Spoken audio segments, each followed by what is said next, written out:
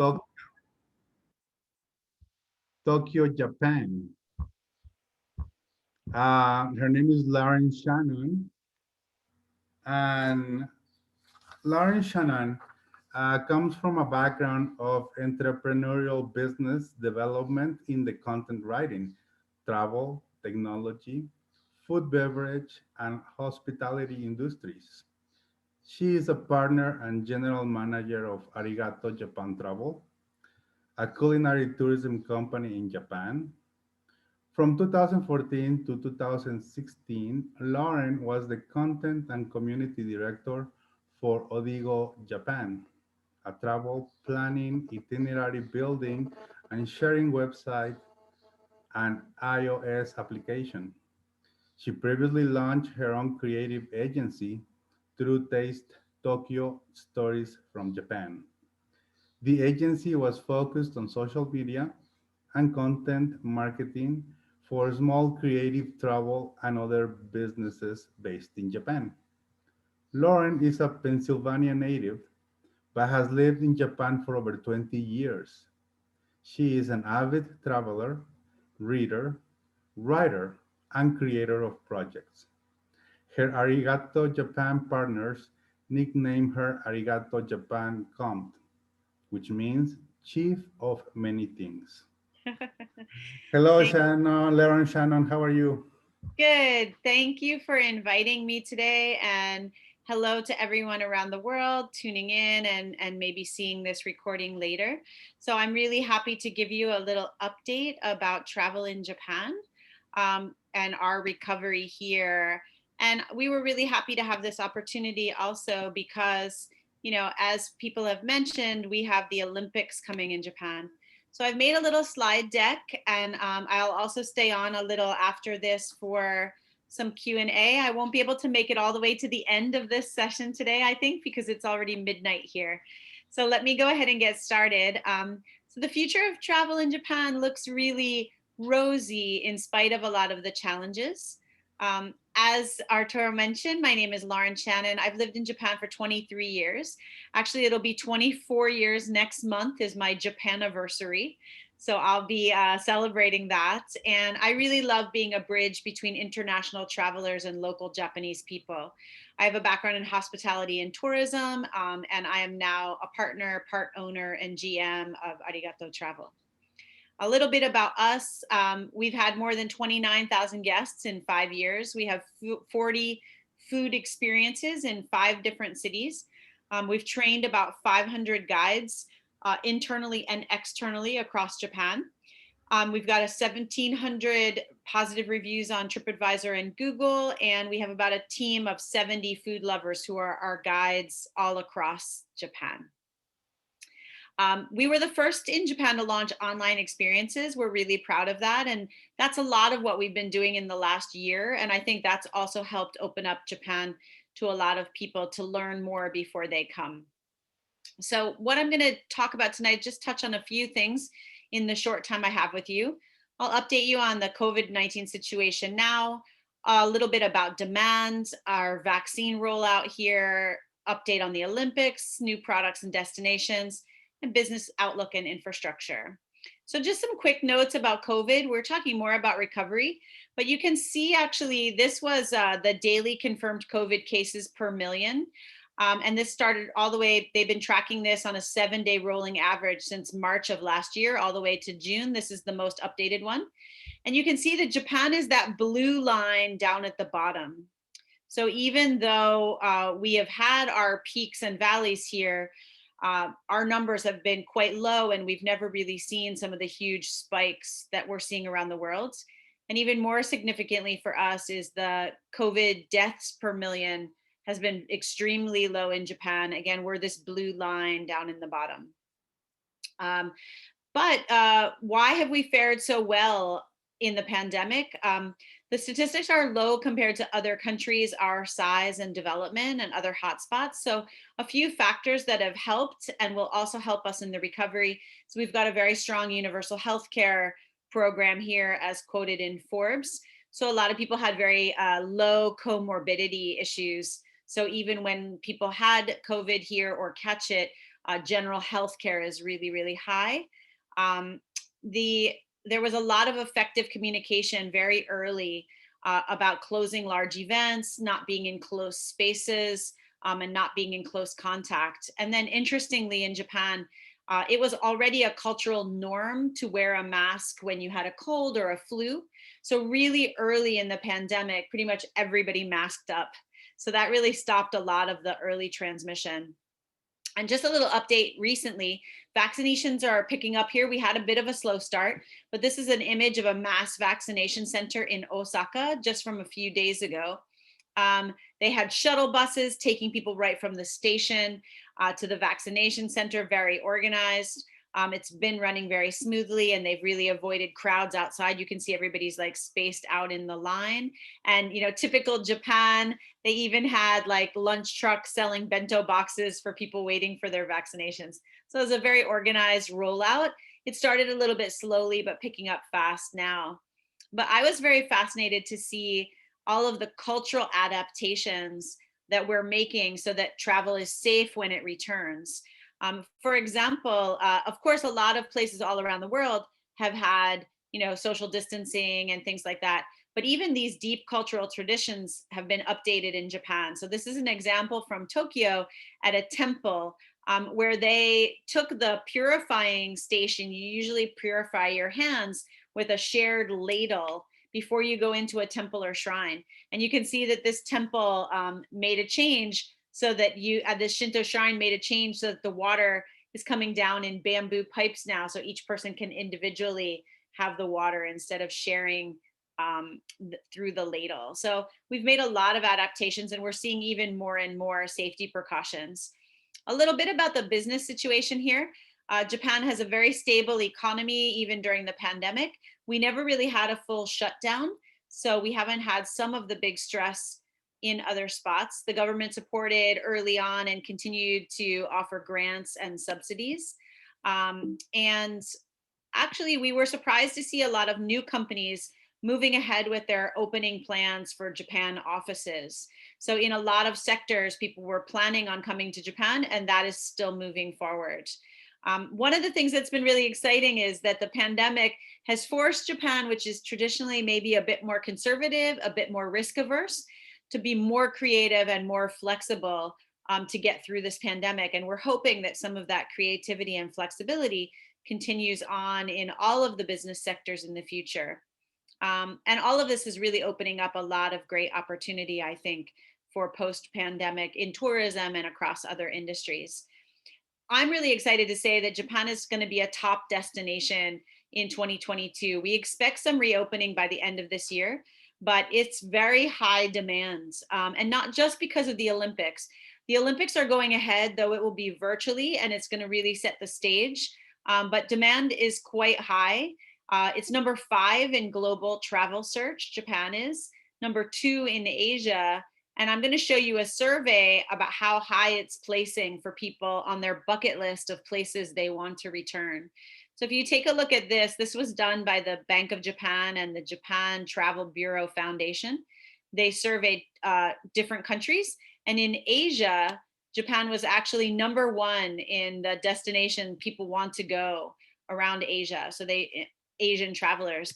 But more surprising to me was that in Europe, North America, and Australia, Japan was number 2.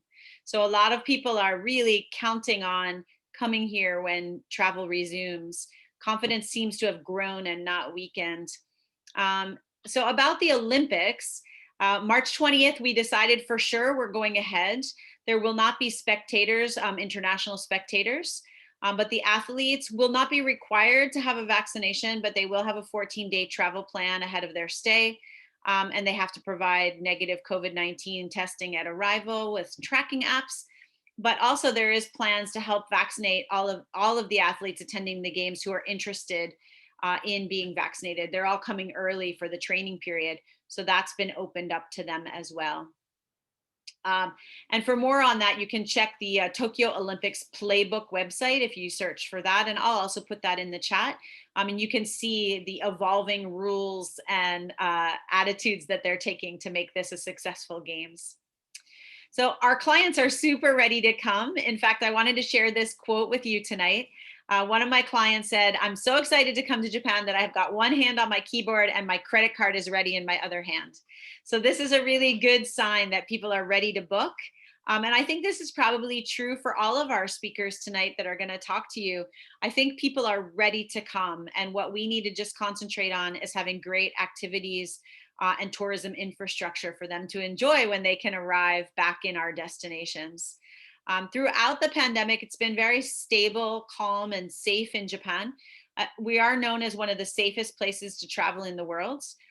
There's been high safety adoption rate, and actually we were already doing a lot of sanitation and cleanliness on like public transportation, but that's been ramped up even more. We've been testing a lot of new systems this summer for the Olympics so that when we do reopen, I think the arrival in our destination will be smooth and people will feel safe.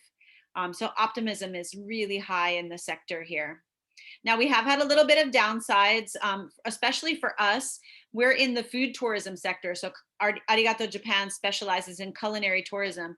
And actually about 73% of people who come to Japan say that food was a major motivator. And the problem has been that the restaurant businesses have really struggled through the pandemic. This has been really difficult. So there's been a lot of closures, and food businesses will need, I think, a bit more time to recover. Our routes are changing on our tours also, but we're also seeing a lot of resilience and we're seeing a lot of openness to try new things, which is not a cultural norm in Japan, honestly. So there's not usually a lot of openness for creative problem solving, but this has become kind of a new standard in the post-COVID recovery. But there's a wealth of opportunity here. So we've already determined and done a lot of surveys with other tour providers in the industry. And many or most products will be available at the end of this year and going into 2022. There were a lot of new accommodations and experiences built up because of Olympic investment over the last 6 years. So we have lots of new hotels, lots of new tour companies and tour operators, and a lot of new experiences that people will be able to enjoy. And we really spent the last year across Japan using the time to prepare for the return. And just a little example here, we did 5 different webinars to help guides all across Japan. And we've trained over 500 guides in those webinars to be more ready for inbound tourism. And we're working in 5 different new prefectures which are kind of our states in Japan, to promote inbound, which is new for those areas. They're really focusing on inbound instead of just domestic travelers. So you can and should book with confidence to come to Japan. There'll be a lot of things to do. And this is a big note I wanted to make kind of at the end of my time here, is we have this thing called the golden route in Japan. A lot of people come to Japan, they arrive in Tokyo, and then they travel to Kyoto and Osaka, maybe as far as Hiroshima, and that's it. So they have this very narrow corridor, which became very packed with tourism, a little bit overcrowded up until 2019. In fact, there was a lot of talk about over tourism. And so now I think because of the pandemic and people wanting to move a little bit outside the urban areas, and also a lot of the other areas really starting to promote infrastructure for tourists and open up their areas for inbound tourism, I think a lot of travelers will finally be able to break off of that golden route and explore some other spots. And I just want to tell all of you in the Global Chamber 4 great areas to keep in mind when you come to Japan that I think are really going to open up on the stage in a big way when we return. Is the Tohoku region, which is up north in Japan. It's about 6 different prefectures, north to all the way up to Hokkaido. And there's a lot of great nature and wilderness up there. So I think people will really enjoy sort of adventure travel in that area. Shizuoka Prefecture, which is very close to Tokyo, is the home of Mount Fuji. All kinds of new activities have opened up there. Shikoku, where I spent 3 years when I first moved to Japan, has beautiful inland sea, ocean, beaches, great seafood. And then a really special place is the city of Kanazawa, which has a very Kyoto vibe and history, but is much less crowded. So I really encourage people to check out those different areas when you're planning your future itinerary. So that's all I really have to share for you, except to say that our big season is always spring when people come for the cherry blossom time. And so the countdown is on for our huge spring 2020 season. In fact, I just want to share with you, I did this today just to see how much time we have left before March 15th, which is when the prediction is. So there's only about 37 weeks to prepare. And I think that time is going to go really quickly. So I will hopefully see all of you giving Japan a shot, maybe in the coming months. And I just want to finish there, and I'm open for any Q&A for a couple minutes. And then also I've put my contact information in the chat. So if you have further questions or you want any other follow-up about tourism and business outreach in Japan, please feel free to reach out to me there. So I'm just going to check in the chat real quick and see if anyone put anything in there. If you have any questions, you can put them here, and I'll turn it back over to Arturo for your next guest, maybe in a couple minutes, but just want to check if anyone has a question. It is midnight here, so I'm probably going to leave you guys soon. But if anyone wants to know anything about Japan, just let me know. Thank you, Lauren. It's amazing. All this information is pure gold. Okay, for those who are interested in traveling to Japan, definitely check this information, because she's giving us key points, strategic points to look into. Now, I do have a question, Lauren. Sure. For new travelers, what would be like the budget they would need to have a general common trip? So I think back in the day, like even up to 5-10 years ago, Japan was thought as a very premium destination, and people maybe were a little worried to try to come here because it had the reputation of being very expensive. What I can report to you is that what I've seen a big change in the last about 5 years is a much wider range of opportunities. So I think Japan's very flexible for budget travelers, moderate travelers, and luxury travelers. I think there's a lot of options. And in the hotel sector is where we've seen the largest growth in affordable and mid-range hotels, which were almost non-existent even 10 years ago. There were like business hotels and luxury hotels. Business hotels were inexpensive, but didn't have very many facilities. They weren't very good for travelers.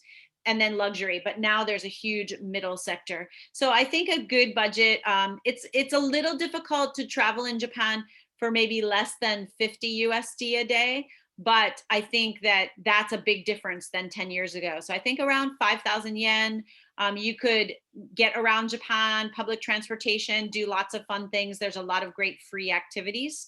And then you can go up from there to whatever you think you want to spend while you're here. Okay, at least take 5 grand yen. Yeah. Okay, we have the CEO from Global Chamber here watching this event. Nice. Because I know he's a Japan lover. He's went to Japan many times, and there is a question here that he says, "I love Shikoku, probably the best shellfish restaurant ever on the beach. Any recommendations for that region?" Yeah, so I love all four. So Shikoku is an island, the smallest of the four main islands of Japan, and there are 4 states or prefectures. I love all 4 of them, but I spent my time in Shikoku. I lived in Kagawa for 3 years, and Kagawa has great beaches, wonderful udon noodles, really lovely history. So definitely, and you can get there on an overnight ferry from Tokyo as well, inexpensively. And you can fly there we have a lot of domestic budget airlines now too, but I would definitely say check out Kagawa. But any of the 4 areas around Shikoku are amazing. Okay, thank you. And then what about the snow festivals of Akita Prefecture? Yeah, so all of our festivals, we have seasonal festivals all year long. I think the summer and the winter are 2 really great highlights. All through that Tohoku northern region up to Akita, Aomori, they have amazing snow and ice festivals, fire festivals, and then the summertime is really famous in that region for lots of summer festivals. Now, during COVID, most large gatherings and festivals were canceled. or postponed. And so I think they're going to be even better in 2022 because we've missed 2 seasons. And so I think people will be really eager to celebrate their local culture. So definitely check those out. The snow festivals are great. I'm not much of a winter person. I like the summer festivals, but they are really, really beautiful. Okay. What about the Kiritampo Nabe Kamura Festival in Yokote? I've never been to that one. I would love to hear more about it. I can't say I'm an expert, but anything that is like festival related, my favorite thing, the word for festival in Japanese is matsuri. And one of the best things about all these matsuris is the food. So the giritampo, all of that would be really, really a fun thing. I love exploring seasonal and regional food at festivals. So definitely you guys should check that out. Okay, so it's safe to book in 2022? Yeah, I think so. We are waiting for you. We are already seeing some bookings for March, April, and May. I think the season will be really busy. So if you want to come for the spring season, I would start really looking in November, December to secure your spot because it's going to be very crowded. And then my other favorite time to travel in Japan is in the autumn. So the weather is really beautiful those 2 times of year. So we hope that we can see you guys then. Well, Doug says arigato gozaimashita. Arigatou gozaimasu. I'll turn it over for your other speakers. I don't want to dominate the time, but people can follow up with me in the email as well in the chat. So thank you guys all so much. I'll stay on for a little bit, but I'm happy to have had this opportunity. Thank you, Arturo. Lauren Shannon, amazing speaker, and we love your presentation. Amazing. Okay, thank you. If you guys have any questions, please contact Lauren. Her information is in the chat for future references. Next, we have Lucy Karume. Lucy Karume?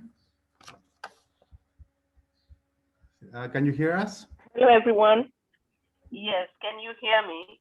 Yes, yes, Lucy, how are you? I'm gonna, I have to tell you, everybody, please, we are so honored to have Lucy here with us at this international event. She is the director of Jacaranda Group Hotels. Lucy is in Kenya. She is also a recognized leader in the private sector tourism industry. Lucy serves as the current chairperson of Kenya Tourism Federation. KTF is the leading voice that articulates the needs of tourism and hosts 7 other private sector bodies under its umbrella.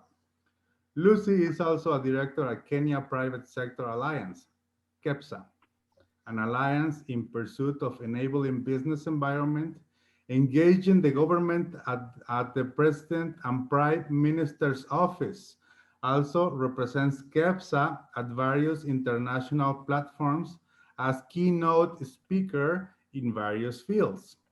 Lucy was currently appointed by the government to head the Tourism Recovery Task Force. She holds an MBA graduate in hospitality management and has been in the tourism industry for almost 30 years, working in various tourism-related companies. Lucy is also a director at the Kenya Civil Aviation Authority and the director at the Natural Conservancy. Lucy was awarded the Institute Award for Outstanding Contribution to the Community from Kenya Association of Hotel Keepers and Caterers, an Institute Award for Outstanding Citizenship, which is awarded to the student who, in the opinion of the senior members of the faculty, has, in their everyday dealings with others, demonstrated civility, character, a strong personal commitment, and professional attitude from International Management Institute, Lucerne, Switzerland. Lucy Karume. Yes, Arturo. It's an honor to have you here with us. Thank you very much. I actually thought I had missed the whole event. I was so disappointed in myself, but I've got to remember that we are in different time zones, and my 10 o'clock is your 5 o'clock. o'clock. So here we are. I'm not going to take too much time because I know we have a lot to cover. But I want to start by saying that Kenya is open for business. Over and above everything in the periphery of COVID-19, we have maintained a positive outlook that our tourism will recover and will bounce back, in spite of the fact that there has been a deep turndown in the financial gains that we were hoping to get. It's been a huge, huge drop. But optimism, as you all know, is the first thing you do when you're in tourism. You remain optimistic. Our figures did go down drastically, losing quite a lot, over 750 million US dollars in revenue, roughly of half of last year. So that is quite a big hit. And to be on the honest side, the hotels have struggled, the safari circuit has struggled, the beach product has struggled. But we have had a good relationship with government. Government has put in a few stimulus packages to assist the industry to cushion some of these hits. So we are using some of those to keep the doors open and to also make sure that once you guys can get onto that flight, we are ready to receive you. The international, the air transport did reopen, even though it is not full house on the flights, but we are flying, you guys are flying. Really, it's just about people getting a bit more confident that where they're going, they will remain safe.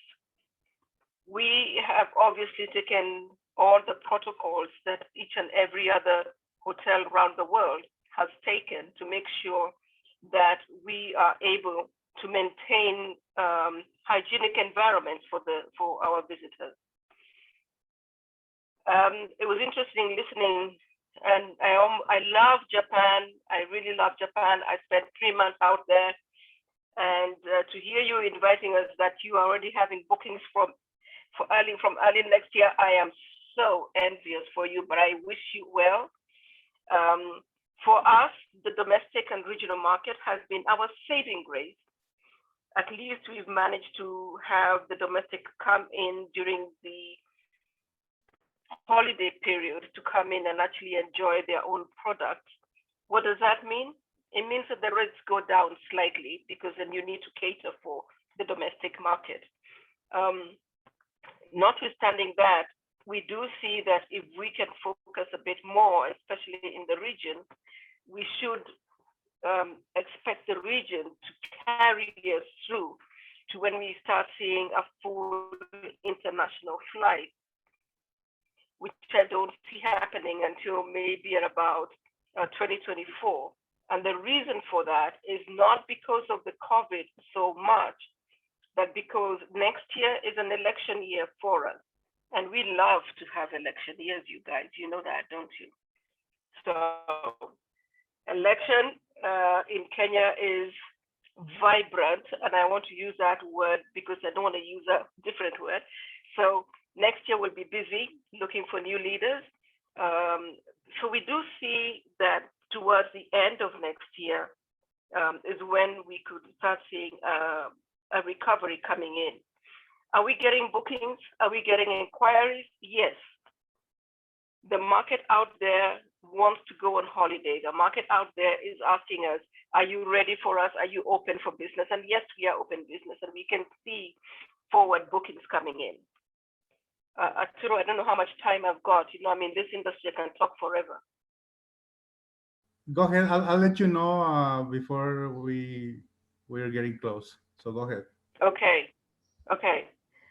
Well, what has been the upside? The upside for those people who have got a chance to come and visit is it's very interesting how the pandemic and the COVID-19 has given life to other areas that are beneficial to people like us who have the safari circuit as one of the main things for us, because now we are seeing more uninterrupted bursts of animals in the safari circuit, and an upsurge of new babies coming in. So our game is doing well without all our vehicles hooting at them to wake up from their slumbers. So that's an upturn. It's also given the hotels and the tour operators a position to start reinventing their products again. COVID has come in asking us to think differently from how we do things. It has told us that we need to be more digital oriented and to look and open the this has been happening, of course, as you know, with all the Zoom and the Microsoft and virtual conferencing that has been going on, exactly what we're doing now.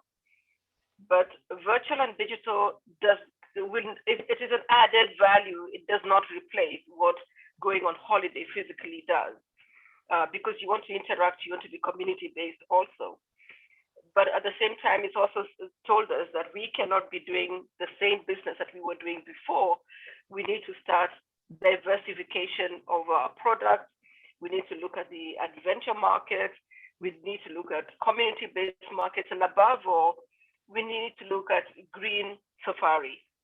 People are more conscious of how easy it is to lose a product by not taking care of the environment. So we are putting a lot of effort in the green economy. We're putting a lot of effort in the blue economy for the coast people, so that we can be able to offer a better product.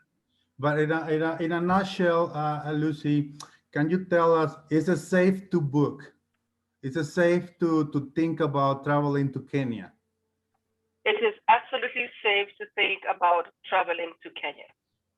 We have all our protocols in place. We have got used to the new norm of how to do business. We have gone a step further and made sure that our training programs now have an added training component, and that is higher hygiene conditions. So a lot of the hotels that are now just sitting back are spending this time training, retraining on higher hygiene. What do you expect out of this pandemic? So yes, Arturo, please come to Kenya. We are ready for you. Okay, we're gonna have a couple minutes for Q&A. If you guys, if anybody have any questions that would like to ask Lucy, please drop them in the Q&A. And yes, we have some right now, Lucy.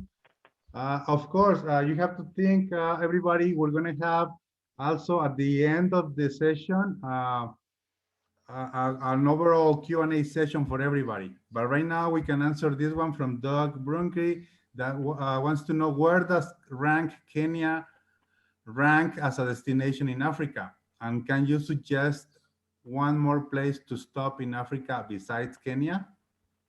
Yes, I have seen the question. Thank you very much, Doug. And yes, where does one rank Kenya? We do rank, in Safari, we do rank #1. At the same time, you asked where it is best to travel in Africa. If you're going to make that trip from a long journey, then your best bet is to look at East Africa as a region in itself, and also going down to the southern side of it, of South Africa, Tanzania, Uganda. They have amazing adventure products also. So yes, I would say when you're coming this long haul, do an extension and look at the East African region also. Okay. Well, and then we have another one that says, where in Kenya should we think about looking? How long? What to see? What about food? How about food? That, it depends on what it is you want. And if you're coming out this way, you've got the options of either doing beach, which is our coastline, which is very, very famous. The other option, of course, is doing the safari, so you get to see the big five. If you plan yourself and come in July, you get to see the famous migration. Food is diverse.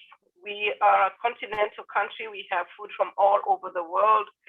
And wherever you are, whatever you eat, don't come and eat it here, because we want you to eat what is our product here. so that you're actually sampling something that is different. Okay, Lucy.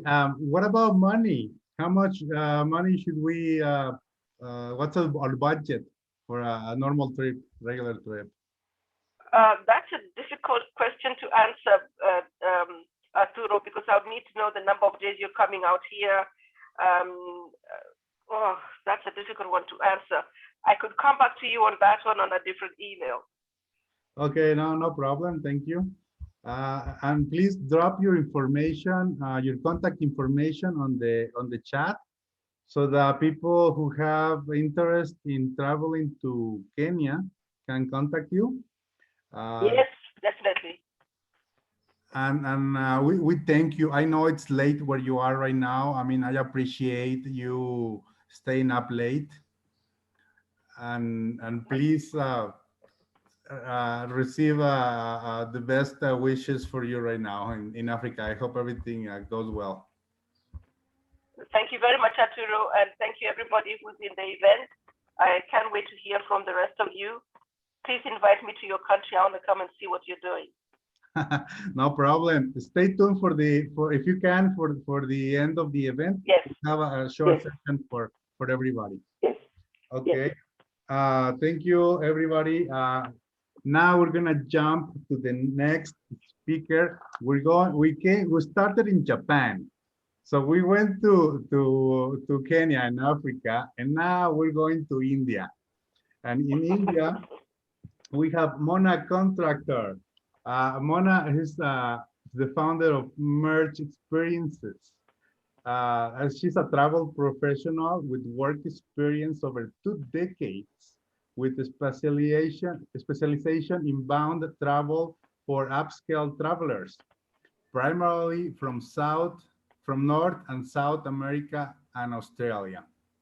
Our work involves research, planning, designing, logistics, budget, marketing, luxury travel, leisure travel, special interest travel for individual travelers focusing on Indian aesthetics. She's also a writer. She writes articles, lesser known profound temples of India. And she is also the founder of Home Kitchen, manufacturer and supplies of freeze-dried instant food items. It is an honor to have you here, Mona Contractor, because we want to hear about this situation in India. I believe that we shouldn't believe everything we hear. But since you are already there in India, tell us what the tourism situation in India is. Sure, Arturo. Thank you. Thank you so much for inviting me on this panel. And I'm so happy to be talking on this panel of Global Chamber. And I'm sure there are many people listening to us on Facebook Live as well.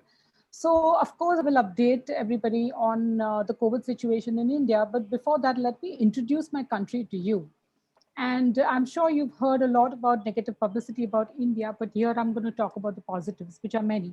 And India is basically a very diverse country. So after each and every 100 kilometers or a few miles, dialect changes, people change, and the language changes. So it's very, very vast. It's many, many regions in one country. So here I start my small little presentation, which is mainly pictorial. If I can share the screen.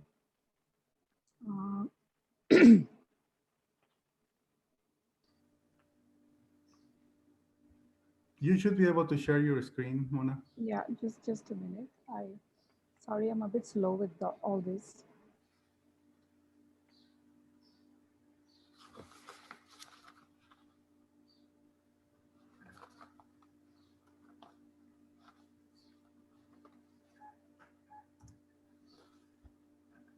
I'll just go to the slideshow once again. Yeah. So India is, as I said, it's a very diverse country, and it's I call it a glorious chaos because there's chaos everywhere, and it's pretty glorious. And I'm not saying this because this is my country, but it is genuinely very glorious because it has very, very interesting, very, very past ancient history and lots to offer to the world, which unfortunately not many people in the world know. There are very few that we get that who know a lot about India. It's basically an amalgamation of, various art, architecture. So when you come here, there is so much to offer. So we offer amalgamation of all of this. And getting more and more popular is the wellness that we offer in India. It's, as you know, it's very, very popular for yoga, and because it was started in the country. So lately, post pandemic, actually, we are not yet open for people to come in, but I have had lots and lots and lots of inquiries about what kind of wellness that we offer. And of course, the palaces and the boutique hotels and all, which I'm going to talk, where various things are done recently so that people can come and enjoy the country the way it is. See the ancient history here, it's very, very glorious. You'll see beautiful temples, the sculptures and the carvings, and many, many lessons like the mythology, which I refuse to call it mythology, I would rather call it history. So that offers a lot of learnings. We have a lot of beautiful art, which is now visible also in the road, because what we have done lately is like painting of many areas, the walls of the roads you'll find in the city, where you'll find folk art and all that we've introduced in the country. So here I highlight a few traditional art, and beautiful sculptures and all these frescoes and that you will find. This is Indian textiles, again, very popular. And here I highlight, this is the cottage industry, as we call it. So this is, I'm just touching the tip of the iceberg because it is so vast that it's very, very difficult to capture it in a small slide. Of course, the wildlife is absolutely rich, and it is very unlike the other countries' wildlife, because here it is a game, it's challenge. You get into the jungle and you spot something. So you actually see the animals in the wild habitat, so it's not something that is planned. Of course, these are various flowers that we offer to the Lord, and these are indigenous to the country. Here is the wellness slide where, I've highlighted Ayurveda, I've highlighted Hatha Yoga, which is the physical exercises of yoga, because yoga is not only physical exercises, it is again the amalgamation of various 8 types of things that mentions yoga. He is Patanjali, who wrote down the sutras, and this is the Adi Yogi Shrine, who was the first, who taught all of us yoga. Of course, colorful festivals, which is fun to be around and watch whenever you come to India. So I've highlighted a few, but as they say, that each and every day is a festival, because something or the other celebration we have in India, each and every day. Like tomorrow is the full moon day, so we have some celebration where women fasts and things like that for their respective husbands. So it's very difficult to capture all of it. Here is the traditional Indian cuisine, which you can try, but we also have our hands full on a lot of gourmet cuisine, and we provide tours with chefs, our chefs who will take you for a nice culinary journey, and you take you to the markets, and you can pick up your stuff, and then they'll cook along with you. So we have interesting culinary tours offered when you come to India. And I think some of the food that is very popular is very North Indian food is actually more popular everywhere, but even the Southern Indian food is like amazing. It's healthy, and it has very different flavors. So again, the diversity comes from here. Then we also offer beautiful luxury accommodation in palaces. Now we've introduced like a luxury cruise, so you can be on the Ganges and see, the city just like that. And we also offer beautiful boutique properties. So this is the place where we have done a lot of work in past 5 to 6 years, where a lot of people open their bungalows, whatever properties they had for tourists, so they can see. Like this particular property is in the village in Rajasthan, and it's beautiful. It's absolutely beautiful. So one has to come and experience the beauty of the rural life, and that's how we are introducing. We are working a lot on sustainable travel, where people can come, they can enjoy the place, they can meet the locals, they can work with the locals, they can learn local farming, and there is a lot being introduced, especially during the pandemic. All the people who are involved in hospitality and tourism, they have focused a lot in all of this. These are a few hotels that offer, again, a lot of but small travel, like, you can book the entire hotel. There are 5-bedroom hotels, 8-bedroom hotels. So that makes it really nice for small group of friends and people who want to come. Of course, we have our luxury trains and we have our palaces that are converted into hotels. And that's how I called my company Merge Experiences, because like I felt that country is just an amalgamation and merging of all this when you want to come and really experience India. So we are just a small little boutique place, and we've got friends who do this. These are the areas that we touch upon. And uh, you know, as I said, we'll do curated programs, individual, small groups only. We have exclusive speakers like the chefs and the people who talk about archaeology and architecture, all working with us.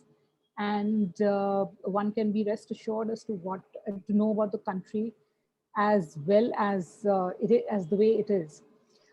Keeping in mind the environment, and how big the country is, and how many rivers and tributaries it has. India has lost a lot of tributaries. So there is a major work at least going on in southern India, where they've started, where they're working on the river, where they're going to plant a lot of trees, 1 kilometer on each side of the river. So that work is going on, and it's scheduled to get completed in another 8 to 10 years. So we all feel, not only me, but all my contemporaries and colleagues and fellow people in the industry, that we feel very passionate about environment. So some way or the other, everybody is contributing to the environment. Like, whenever you come here, we'll plant a tree for you, or we'll take you to a tribal village, so that, there is sustainability factor and people know what's happening in our country and what kind of work we are doing. I'm based in Mumbai, and but a lot of inbound travel happens in Delhi and Mumbai. Uh, now I come to an end of this slideshow, and I'm talking about the COVID situation. That was last year was the first 3 months was handled very well. The very difficult part that we went through right now is the second phase that happened in the country, especially in North India. It was really affected. There were shortages of oxygen, but now it seems that over the time they've streamlined all of that. The vaccination drive is introduced by the PM lately, and on the day one there were more than a million people who got vaccinated. So it's going on brilliantly. We are hoping and expecting, actually, the target is to finish the vaccination all over the country by the end of December. But that's to get realistic, I think by January, February, it should get finished. Our rural areas, especially in the tribal and the rural areas, a lot of people, individuals, they've taken the initiative to vaccinate the villages and the people over there, to educate them. And there are lots of these programs conducted. Unfortunately, this does not get highlighted in the media. And that is why I'm speaking about this. And even in cities like Bombay, I have got at least 6 vaccination centers in my area, which is in the vicinity of just 1 kilometer. So there are lots of drives happening, a lot of vaccinations happening, a lot of exchanges happening as far as people are concerned, and things like that. So I am hoping for a happy end to this pandemic, and just start of people coming into India. And like others, we are not really prepared right now, but I'm hopeful that in another 6 to 8 months' time, we should be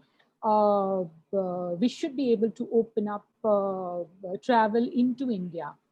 So other questions I'm happy to answer, but I look forward to the Q&A, and I'll be happy to answer any questions that you all have. Thank you so much once again for this opportunity for me to talk about my country to many of these prestigious, amongst many of the prestigious speakers and many of people who are listening to me. Thank you so much. You're welcome, Mona. And yes, we have high-level speakers at this Global Chamber event. Remember that we're trying to raise awareness amongst the touristic sector. We're trying to open resorts, restaurants, hotels all over the world. So if you're interested in becoming a member, please contact Global Chamber and we'll be happy to help you. No, Right I'm now, sorry. I didn't get your question. Can you come again? Because I think something went wrong with the connection. the question is just, I think you answered the first question. It says, it seems by the news that India is a bit behind the COVID. What is your view of things getting better there? So, I think I've covered that point. Yeah, we yeah, are yeah. unfortunately lagged a bit behind COVID. And I think we suffered more because of the second wave. So we are preparing ourselves in case we have a bad third wave, So again, we try and educate people as much as possible. But, it's a very, very vast country. The population is second after China, So it's very, very tough sometimes to reach out to many and, the language and things like that. So yeah, So, it probably will take time. what would the top 5 trips to India look like? One must include the Taj Mahal in Agra.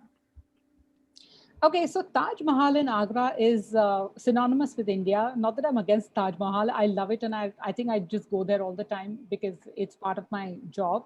But I will also highlight many, many, many other places that are there in India, which are like similar to the Taj Mahal. And I'm not telling this for myself. I'll tell you what my guests tell me that, oh my God, like this temple in Ranakpur, which has 1,000 carved pillars and, so that is something which is like really, really nice. There is a Kailasa in near Aurangabad, which is like just a 30-minute flight from Bombay, which is one rock monolithic, which is very, very popular. The Brihadishwara in southern India, that is very popular. But of course, Taj Mahal is synonymous with the country. So yes, you must visit the Taj Mahal. It is a beauty. Beauty. Okay, and how have the restaurants and hotels endured through the pandemic? What percentage remains? Let me read that question. How has the restaurant hotel endured through the pandemic? What percentage remains? Okay, so this is a very interesting question because restaurants and hotels, of course, the small ones, they've suffered. But during the second lockdown, the governments have allowed the quite a few restaurants to open because in the cities, mainly in the cities, people eat out. They eat out, and all over the country, actually, we all work through our kitchens, but uh, in the cities, people eat out through, the Swiggies and the Zomatos, the parcel, the on the app calling and all that was on. So the government has helped the hotel industry to sustain a bit better with the second wave, I must say. But the first wave was bad. I mean, everything else shut. I mean, we had to shut down everything, everything. But second wave, they did allow and they were taking precautionary measures. They would give us the intimation as to how they clean up and everything. So yeah, hotels they did better with the second wave, and I'm sure they'll probably do better. So in the cities, they were a bit okay, I would say. Okay. Well, I think that covers everything, Mona. You have been giving us very specific information, and it was a really good presentation. We have a very good idea of what India looks like in tourism right now. So please contact Mona. Please leave your contact info on the chat so that if anybody is interested in traveling to India, I think the word is safe to travel to India. That's the final. See, this again another misconception that I would like to clear about India, uh, and since we have a global audience, India is extremely safe to travel. Extremely, I travel alone all the time. Okay. I travel alone all the time. I take a car. Even if you travel by air or plane, it's extremely safe. And again, I'm not saying this because this is my country. I'm saying this because, I travel very safely in the country. Of course, we will tell you how to travel and what areas to avoid and what not to avoid. And you cannot do certain things, where if you want to really travel safely. But it is very, very safe, even if it's a single woman coming and traveling. So please do not listen to the media, which is overhyped sometimes. And I would really urge people to get in touch with us and ask us the real scenario that is going on in the country. we will be very happy to inform you. And we would not do this for our business, because we are responsible and we want people to take back very, very beautiful memories. That reminds me that I must say that quite a few of my clients, they wrote to me saying that, after this pandemic opens, that India is going to be the first country that I would like to visit once again, because, we really want to come back. So people who have traveled in India with us, they are really, they really want to come back. And, India has so many pockets that you can explore and explore and explore. There is never ending to it. So, which is not really highlighted. But on a private chat, I'll be happy to talk more about it. So please. If you're interested, please contact Mona Contractor. Mona, it's great pleasure to have you. Thank you for your Thank you presentation. so much for having me. Thank you. Well, now we've been going from Japan to Africa, now to India, and now we're going back to Costa Rica. We have our next speaker, which is it represents Canatur. We have, let's see, um, Sari Valverde. Are you here? Yes, you are. Yes, I'm here. Sari Valverde, thank you. Bro, from Canatur, we have her. She has a degree in international relations. She has a master's degree in business and marketing from the University of Costa Rica, Fundepos, and a master's degree in project management from the OBS Business School of Spain. She completed the senior management program at University Latina and Harvard Extension, and she has a specialization in digital marketing from Kellogg University. She is a commercial vice president and relations of Viajes Colón and director of special projects. She is responsible for the development of marketing and communication strategies of these companies, which are family owned. She was the president of Canatur in 2018-2020 period and a member of board of directors of the Union of Costa Rican Chambers of Private Entrepreneurs. She is the current president of the Costa Rican Association of Travel Agencies. It is an honor to have you here with us, Sari Valverde, representing Canatur. Thank you for accepting, and please tell us, what is the situation? Can I share? Hi, everybody. Can I share my screen? Sure, you can share. Okay.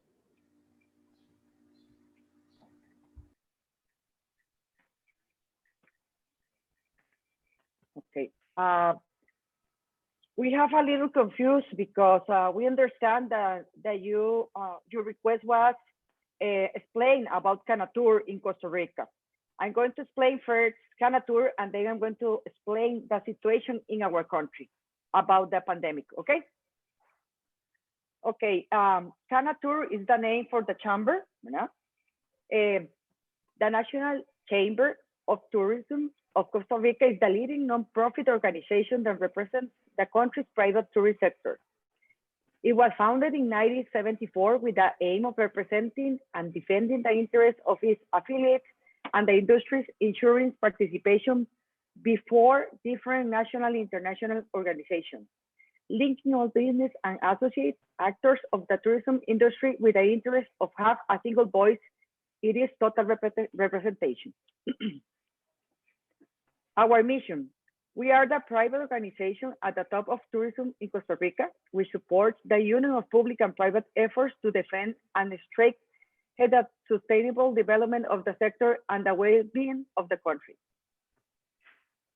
Our vision: to be the business and sector chamber leader of its ability to influence and contribute to tourism as the fundamental axis in the sustainable development of Costa Rica. The composition of the chamber. Canatur currently brings together about 600 associated companies from the all sectors, the main trade associates and regional tourism chambers, which are distributed through the national territory. agencies and wholesalers, advance, tour operators, BMC, theme parks and or adventure, rent-a-cars, tourism, transport, restaurants, associated, accommodation, airlines, wellness and health, suppliers, chambers and relative associations, federations and city hall, foundations related to tourism.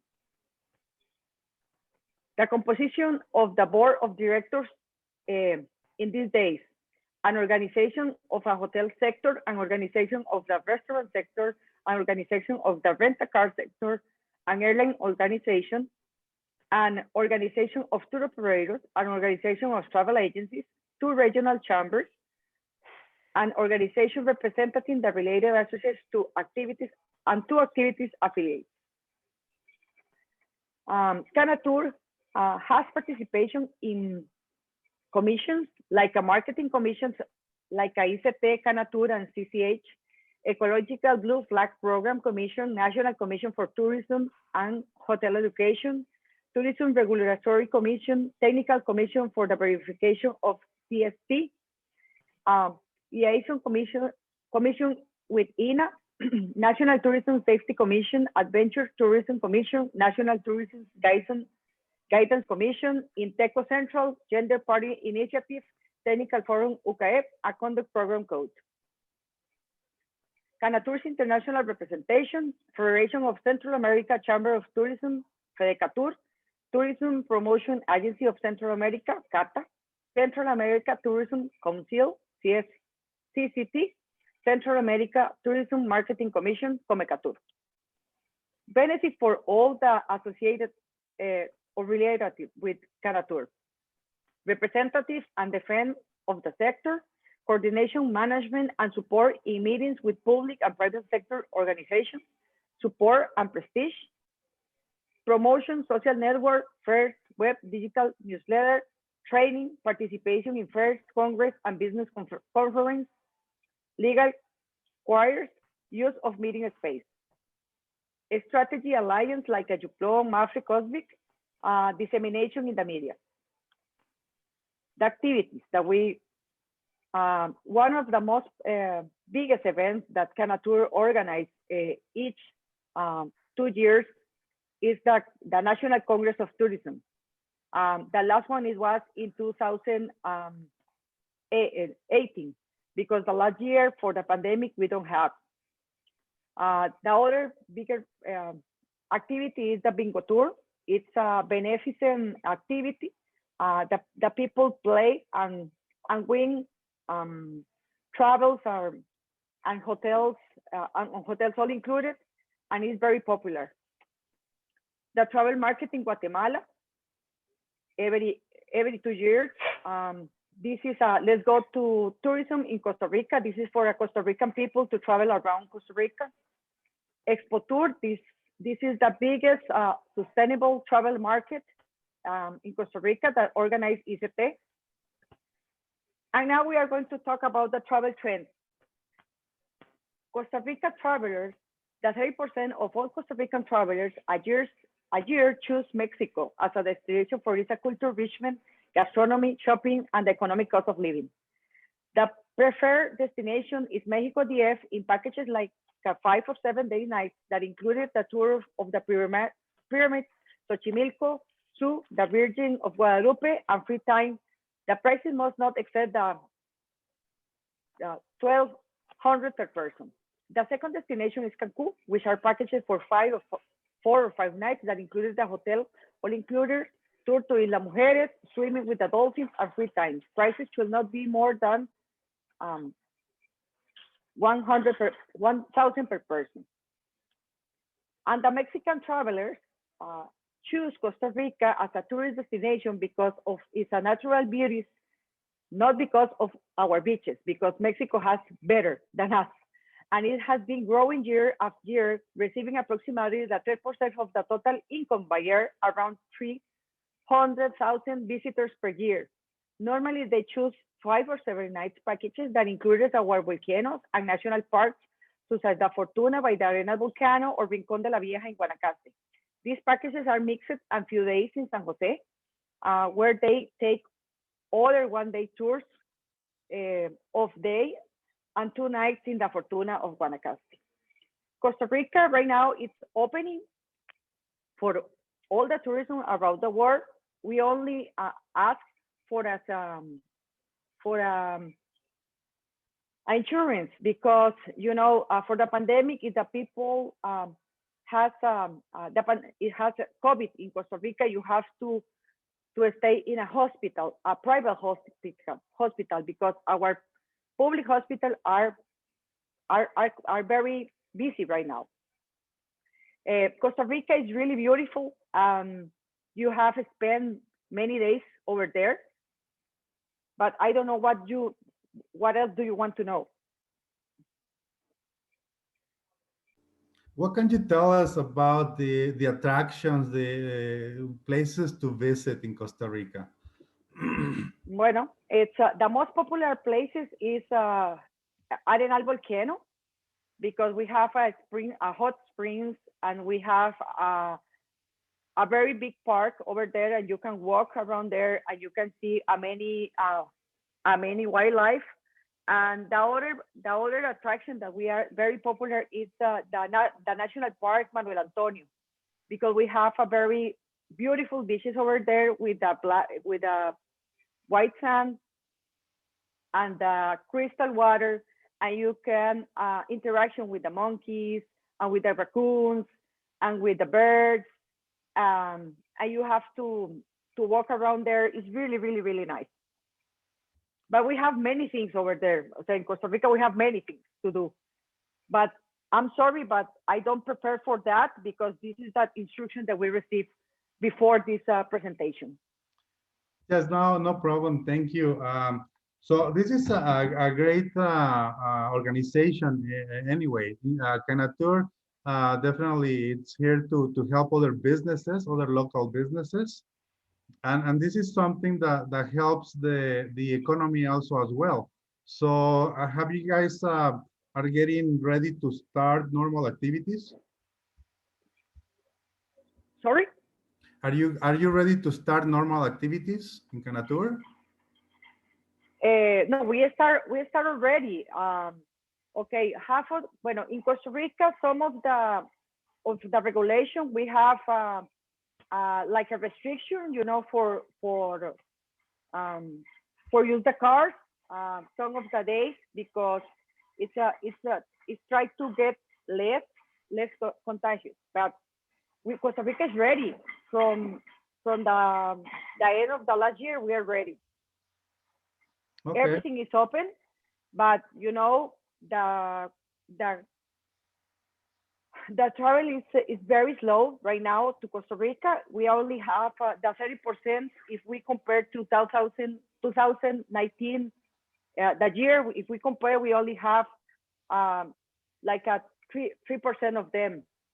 It's very small groups or small arrivals to Costa Rica right now. Okay. Well, thank you, Sari Valverde. This is interesting. I think it's a beautiful country. A lot of things to see in great, rich in nature. So if you guys have any questions, please start typing the questions. We're gonna go very quick. We're gonna talk very quick to the next speaker. In this case, I'm going to present very quick to Alan Steenstrup. Alan Steenstrup is high-end scuba diving, a scuba diver, which operates a scuba diving company. And he also does expeditions with live bore vessels and submersible to remote locations. He's an inquisitive, positive, and worldwide with significant interest and skills in the areas of marketing, sales, and international affairs. Adept at solving problems and helping others through strong interpersonal skills and work ethic, structured, organized, multitasker, strong writer, and avid football player. Welcome, Alan. How are you? Very good. Thank you so much, Arturo. Thank you to Global Chamber. Thank you to all the other panelists. It's been fascinating to hear about everybody. Especially want to say thank you to Lucy. I've had the great fortune of living in Kenya in the past, and just amazing memories. And I go back when I can. And I also want to visit the other countries I've heard about today. Some of them I have not had been lucky enough to be to yet. Just like Sadi, I'm also in Costa Rica, so I am going to keep it short, like Arturo said. I'm not going to repeat what she said, but I'm just going to maybe add a thing or two. Like Arturo said in the introduction, I've been working for many years with one of the companies that does high-end scuba diving trips to Cocos Island, which is, if you're not into scuba diving, I can tell you it's like comparable to Galapagos and places like that, where you just see sharks and amazingly big things. But I'm not going to go into that in too much detail, because I want to focus on the land-based tourism. I also now have relatively new, but have my own tourism company now here, TAC Travel Experiences. I will put all my contact information in the chat. But yeah, to emphasize a little bit about what Sadi already said, and thank you so much for that presentation, is that Costa Rica is very much open for business. As of November last year, it's been open to the whole world. It was gradually open from August up through November. And the traveling here is very easy. From the US, there are many, many, many direct flights. From Europe, there are many as well. So basically from anywhere in the world. But of course, there's a lot of people coming from the US and many from Europe as well.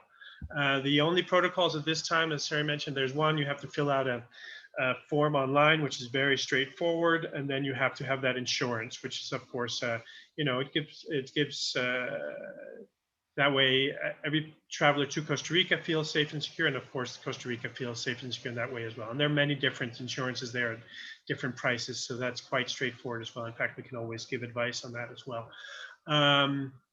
The situation in Costa Rica, Sarah touched on that a little bit as well. It is getting better. More and more people are getting vaccinated here. They're working through groups by age or by what their what their job is. Of course, they started with health workers and move on and on. So they're well past that by now.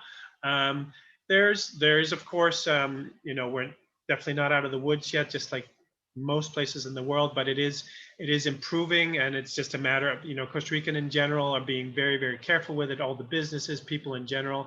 So, looking ahead to a bright future there. And as long as, the government and Costa Rica itself continues to be very responsible about it. Sorry, spoke about the restrictions. There are driving restrictions on some days, but that's mainly for people who live in Costa Rica. If you are a tourist here and you have a rental car, there's zero restrictions, except all businesses currently are closing at 9 o'clock at night, which is not really that big a deal. If you're at a restaurant, it's not a problem at all. If you're at a hotel, it's not a problem at all. If you want to go out to a restaurant, it just means you have to go out a little bit earlier. But yeah, there's no restrictions if you have a rental car, if you have hotel reservations, and so on.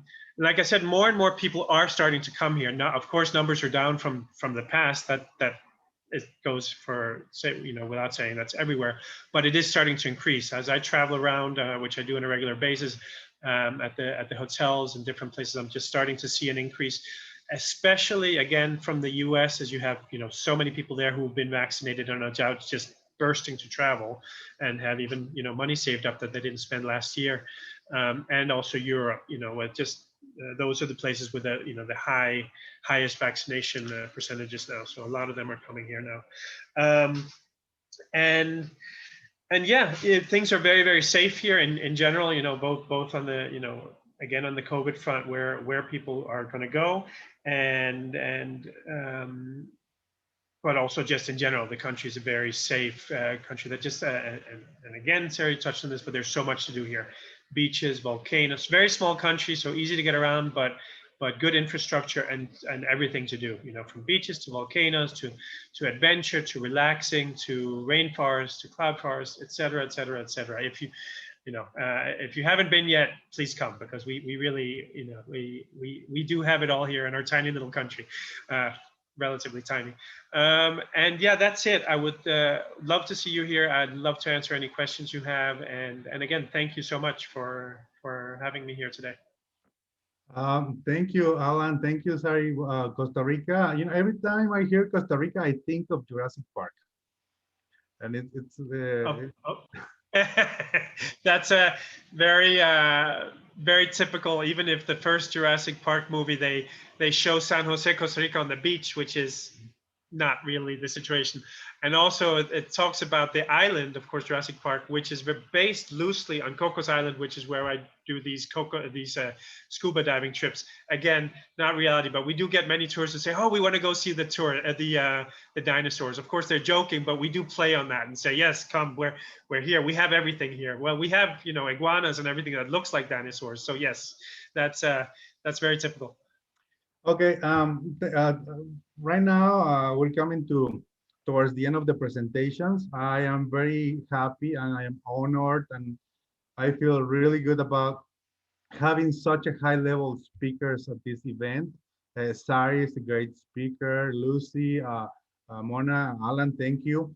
But if you guys have any suggestions for precautions, what would they be for tourists going into your country? What would your advice be for those tourists? What precautions can we give?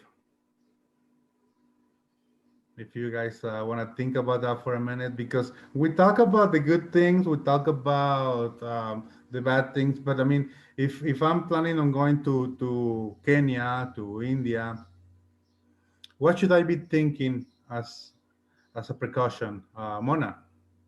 Arturo, see, it's always good to carry your medication along with when you come, whatever medication you're taking. Always go to see your physician before you enter India and take the advice of the physician as to what vaccination or doses that you require. So that is one advice I would give. I usually give out a list of things when people come into my country and what precautionary measure they should take as far as all this is concerned.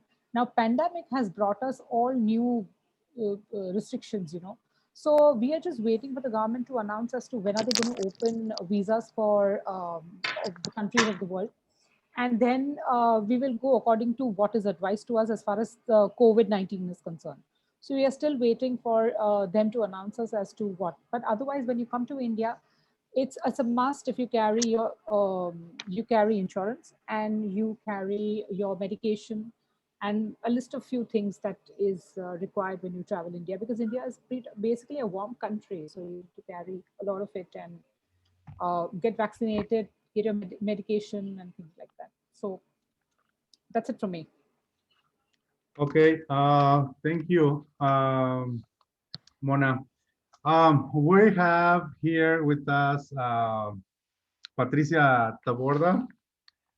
Patricia Taborda is speaker schedule at this hour. Thank you for being here, Patricia. Good morning, She also everyone. she also represents Costa Rica, and let me tell you a little bit about her. She is an integral coach, transformation and workshop instructor, psych facilitator, Taborda Positivo, wellness and transformation tourism. She has more than 20 years working with people with work teams of different disciplines, capacities, age, genders, obtaining the best from each member of the team, for which she has specialized for 10 years in combination of tools, alternatives to enhance people's capabilities and optimizing personal and professional results. The, so she works mostly with program of wellness and transformation in the tourism area. Tell us about yourself, Patricia. How's the situation from your point of view in Costa Rica? Okay, in Costa Rica, we have at the same of other countries, very difficult situation in tourism, and I think we have to look for solutions, for opportunities to bring more positive things of this crisis. I have a presentation to share. Can I? Sure.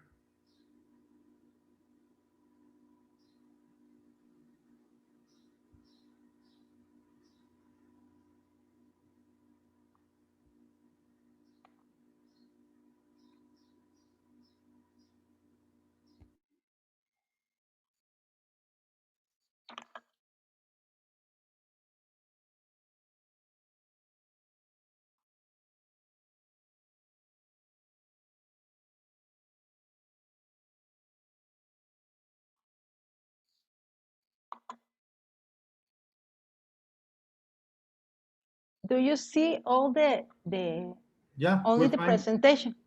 We're Okay. fine. Okay. Thank you very much for this for the invitation. My name is Patricia Taborda. My company is called Taborda Positivo, and we provide tools and processes for teams to develop their full potential, options to develop new capabilities, and the program their limitations to maximize results in all areas of life. Although I'm not dedicated to tourism, we have developed a project that allows us to boost the reactivation of the economy. Both the productivity of companies, all sectors will be affected, and impact the health, the mental health of the people. And we want to uh, share these ideas. COVID brought us two big problems: a serious impact on the mental health of our workers and a tourism sector in a big crisis. In my business, we look the opportunity within the challenge and how can we solve these two problems? Uh, we have a serious impact on the mental health of our workers and a tourist sector in crisis in all the countries. There are no exceptions. How can we solve these problems?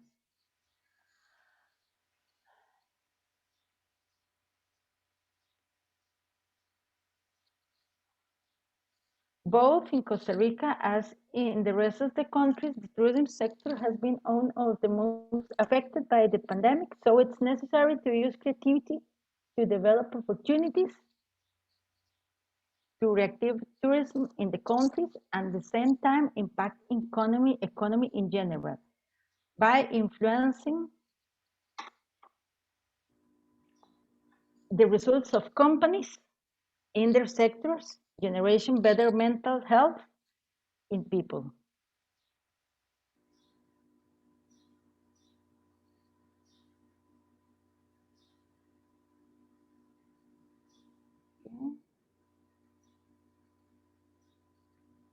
We have a great opportunity to resolve two problems. And one idea that I want to share with you is the business terms. That is, we in Taborda Positivo developed this project. Definitely, the COVID brought us the great changes, personal and at work. It also requires us to develop new strategies and do different things to obtain the best results. To achieve greater profitability and science and commercial sectors have been affected. Professionals and their families have suffered great consequences for remote jobs without the right conditions, without the right spaces, implementing or adequate training. There was no time. Due to the lack of human interaction, social distancing, the lack of freedom, increase the levels of stress, anxiety, depression, has emotionally affected everyone. For all the above, it's necessary to take urgent action. Science, it affects the productivity of employees and therefore that of the companies. Business tourism provides not only the opportunity to reactivate tourism, both in high season and low season, but also what former it has a direct impact in the results of companies, which include within in their strategies. Business tourism, it's a combination of training where they will learn tools and processes to develop capacities to face crisis in a group and individual sessions of personalized attention to the emotional needs of each person, surrounded by nature in places of great beauty. What do you think will be the impact in your team when they receive tools and that allow them to be the best professionals in places like this? All our country has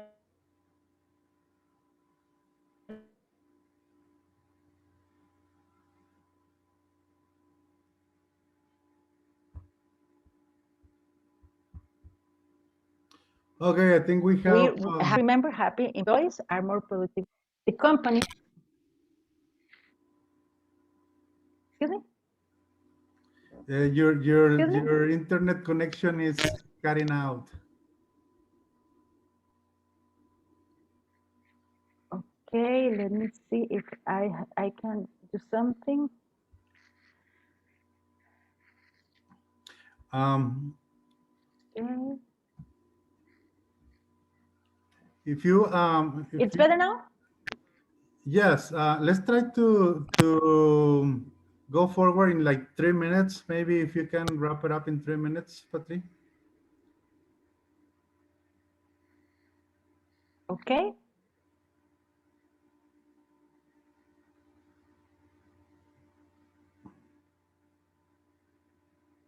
Go out and come in again.